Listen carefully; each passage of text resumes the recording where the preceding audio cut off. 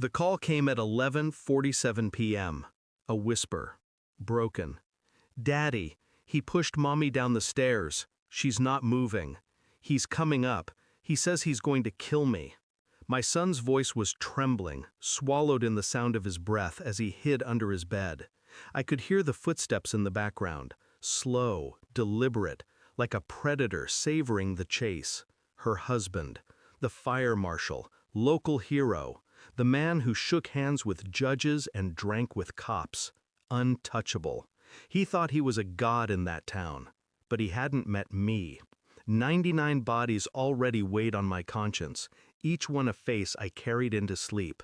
This would be the 100th. I didn't shout, I didn't panic. I simply said, "Stay quiet, don't move, I'm coming." And then I hung up. My son's fear became the fuse that lit something colder than rage inside me. Not fire, ice. On the drive, silence gnawed at me. The betrayal was almost comical in its arrogance. My ex-wife had sworn this man was safety incarnate, stability, a new start for our boy. She chose him over me, she said, because I was too dangerous, too broken. And now she was lying at the bottom of a staircase, her body broken instead.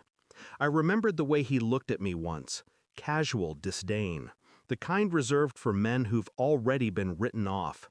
He wore his badge like armor. His friends gave him power, and she believed his charm because she wanted to.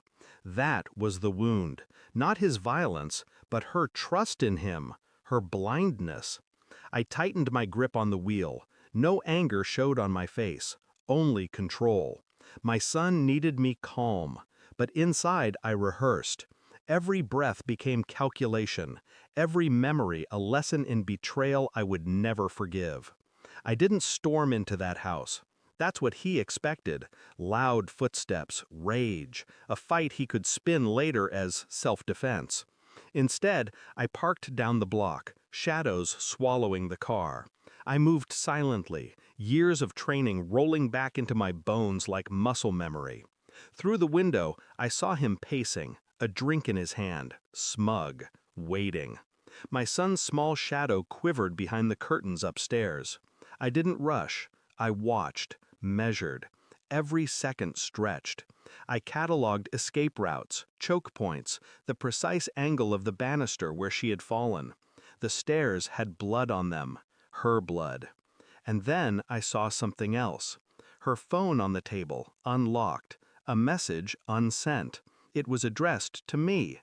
"David, I made a mistake. He isn't who I thought." The rest trailed off. But it was enough. Confirmation. She knew, but too late. That was when the calm in me hardened into strategy. This wasn't just about vengeance. It was about proof, about stripping away his mask in front of everyone who believed him untouchable. I slid back into the night, not to attack, not yet, to plan. 2 days later, I had what I needed. Hospital reports, witness statements from neighbors who heard the fight, even a silent recording from the baby monitor my son had been too afraid to turn off. His voice was on it, clear, ugly, a god stripped of his disguise. When I handed the file to him, he was sitting in the fire station, laughing with his men. He froze when he saw me. His arrogance faltered when he opened the folder. The color drained from his face. His eyes darted, searching for denial, for escape. But the evidence was surgical, irrefutable. All I said was, "You're finished." And I left him there, drowning in the silence of men who suddenly saw what he truly was.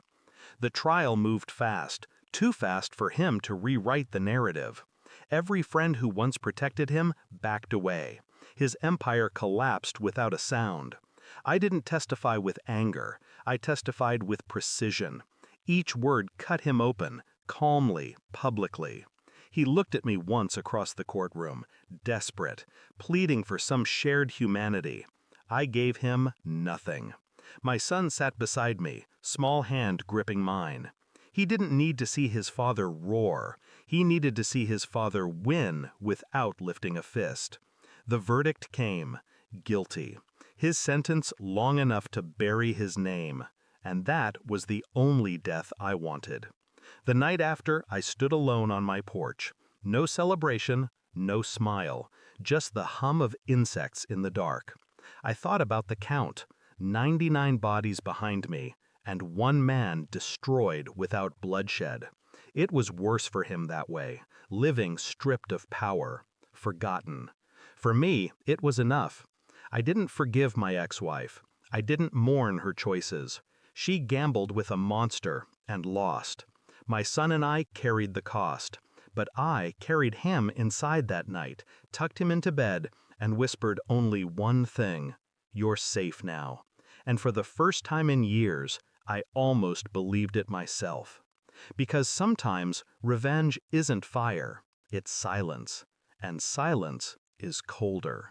Revenge is not killing the monster, it's forcing him to live without the mask he built his world upon. Thanks for watching. Don't forget to like, share, and comment. Subscribe now to Cheating Stories Insight World for more amazing stories.